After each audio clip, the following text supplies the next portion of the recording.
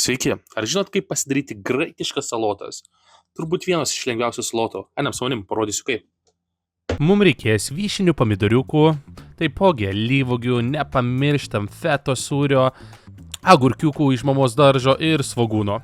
Svogūniuką mes nusilupame, smulkiai susipjaustame ir viską įdedame į indelį. Svogūniukai supjaustyti, uždedame druskytės, 2 gerus šaukštus alyvuogių aliejaus ir šaukštelį cukraus.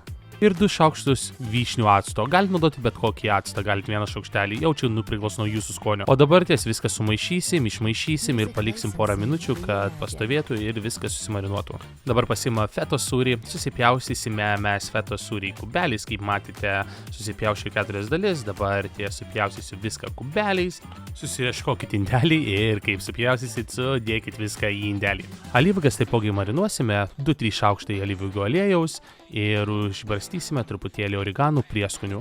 Viską išmaišysime ir paliksime marinuotis. Šitam receptui naudosiu 5 agurkiukus, aš juos susipjaustysiu į 4 dalis ir po to susipjaustysim viską kubeliais. Susipjaustę viską kubeliais, gražiai susidėsime į indelį ir sumarinuosime lygiai taip pat, kaip marinavome alyvuoges ir svogūnus.